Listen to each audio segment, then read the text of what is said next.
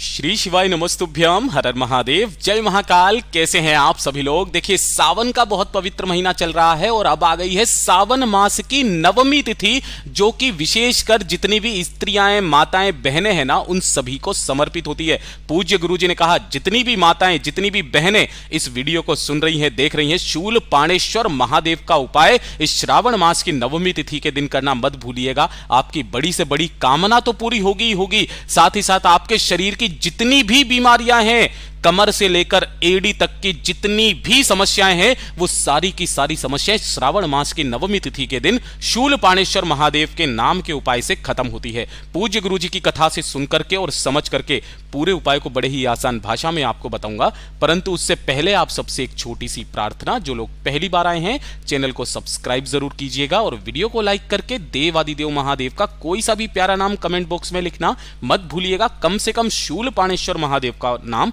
जरूर लिखिएगा। इस पूरे वीडियो में हम 3 महा उपायों के बारे में बात करेंगे, जिसमें पहला उपाय सभी स्त्रियां, माताएं, बहनें जिनकी बीमारी के लिए होगा। दूसरा उपाय, अगर कोई आपका धन नहीं लौटा रहा, घर में धन नहीं आ रहा, तो वो घर तक देने आएगा। पूज्य गुरुजी ने कहा, चाहे उसको स्वप्न आए, चाहे कैसे भी आए, वो घर तक देने आएगा। और तीसरा उपाय आपकी बड़ी से बड़ी कामना पूर्ति के लिए होगा, जो कि सिर्फ और सिर्फ श्रावण मास की नवमी तिथि के दिन ही किया जाता है।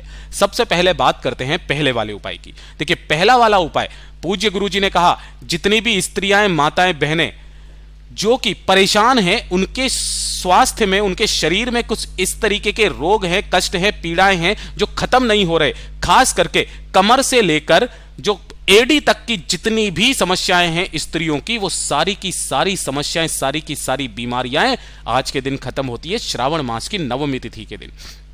पूज्य गुरुजी ने कहा, जो स्त्री इस उपाय को श्रावण मास की नवमी तिथि के दिन कर लेती है, जीवन में कभी भी उसके किसी भी तरीके की कमर से लेकर एड़ी तक की समस्या नहीं आती है। पूज्य गुरुजी ने साथ ही कहा कि अगर कोई पुरुष इस उपाय को करता है तो उसको करने का थोड़ा सा क्रम अलग है। मैं दोनों ही तरीके से बताऊंगा, तो ध्यान से सुनिएगा। सबसे पहले पुरुषों के लिए मैं जल्दी से बता देता हूं, क्योंकि वो छोटा सा उपाय है, वही उपाय जो कि श्रावण मास की नवमी तिथि के दिन करके भादों में उसका उपाय किया जाता है। ध्यान से सुनिएगा।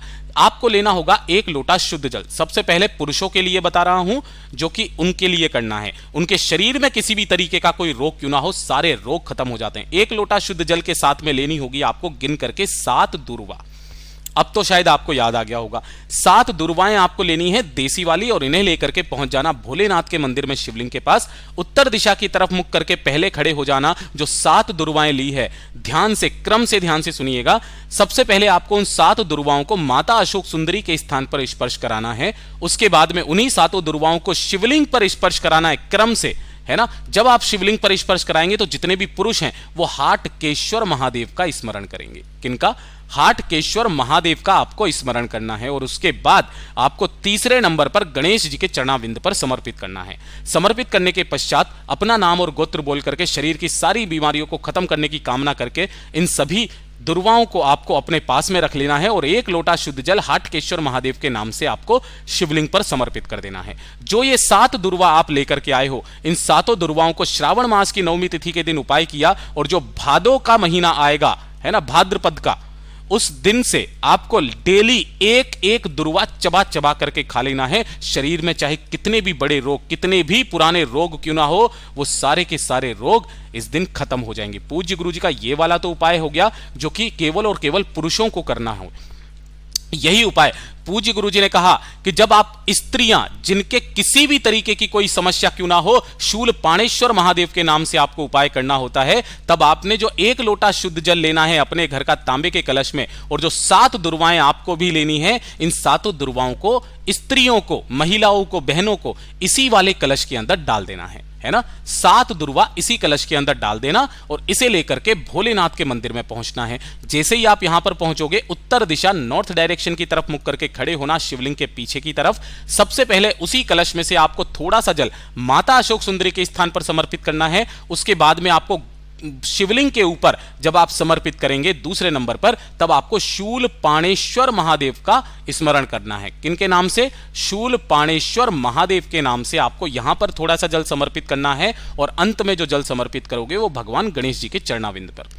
जो भी जल जलाधारी से बहकर के नीचे की तरफ गिरे, आपको इस जलाधारी से जितना जल हो सके उसको रोकना, रोक करके वहीं शिवलिंग को देखते हुए शूल पाणेश्वर महादेव का स्मरण करके इस संपूर्ण जल को आपको पी लेना है। केवल और केवल श्रावण मास की नवमी तिथि के दिन करना। पूज्य गुरुजी ने कहा जीवन में कभी भी कमर से लेकर एड़ी तक की चाहे कैसी भी समस्या क्यों ना हो, जीवन में कभी नहीं होगी। पूज्य गुरुजी का बहुत अद्भुत और अचूक उपाय है, जरूर कीजिएगा। बात करते हैं दूसरे वाले उपाय की, और यह दूसरा वाला उपाय उन सभी के लिए है जिनके घर में धन की समस्या बहुत ज्यादा है, या फिर कोई आपका धन ले गया लेकिन वापस नहीं दे रहा है ना, वापस लौटा ही नहीं रहा है। आपने मांग मांग करके थक गए, फोन नहीं उठाता, सब कुछ करके देख लिया, किसी कंपनी ने आपका पैसा खा लिया। एक छोटा सा उपाय कर लीजिएगा, श्रावण मास की नवमी तिथि के दिन उसको स्वप्न आएगा, वो खुद से आगे से चल करके आपका धन दे करके जाएगा। आपको लेना होगा इस तरीके से बेल का फल, सूखा हुआ बेल का फल मिल जाए तो बहुत अच्छी बात है। ऐसा सूखा बेल का फल लेना और इसके आपको 9 टुकड़े करने हैं, छोटे छोटे।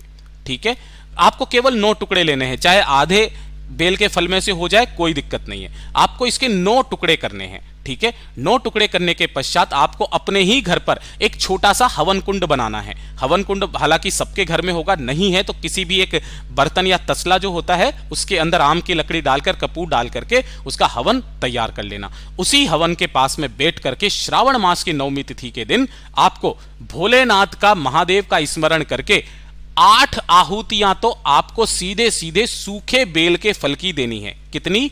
8 आहुतियां आपको सूखे बेल के फल की देनी है। और जब 9वीं आहुति आप दोगे, क्योंकि 9 टुकड़े हैं, 9 आहुतियां देनी है, जब आप 9वीं आहुति दोगे तो उस 9वीं आहुति के साथ जो एक आपने बेल के फल का टुकड़ा लिया है उसी के साथ में 1 चुटकी सफेद तिल जरूर लेना। क्या लोगे?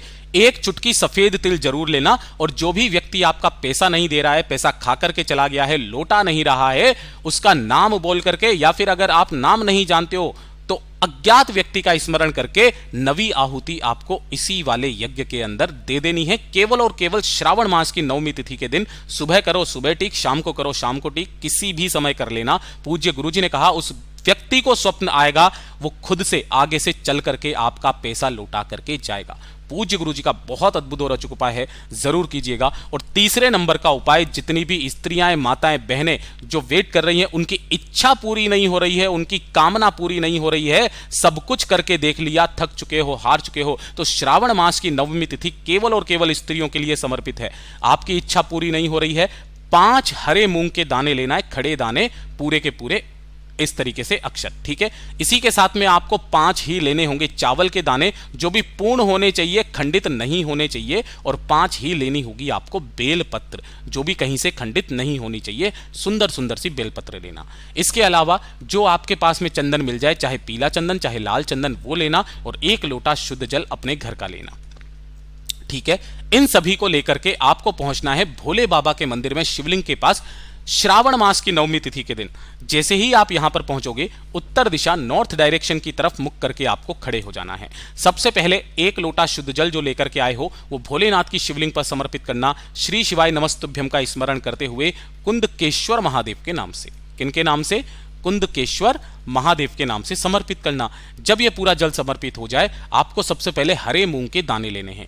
1 हरा मूंग का दाना सबसे पहले भगवान गणेश जी के चरणाविंद पर, दूसरा कार्तिकेय जी के स्थान पर, तीसरा मैया अशोक सुंदरी के स्थान पर, चौथा जो लोगे वो नंदी बाबा के उठे पैर पर, और 5वां हस्त कमल से टच करवा करके शिवलिंग के ऊपर समर्पित करना।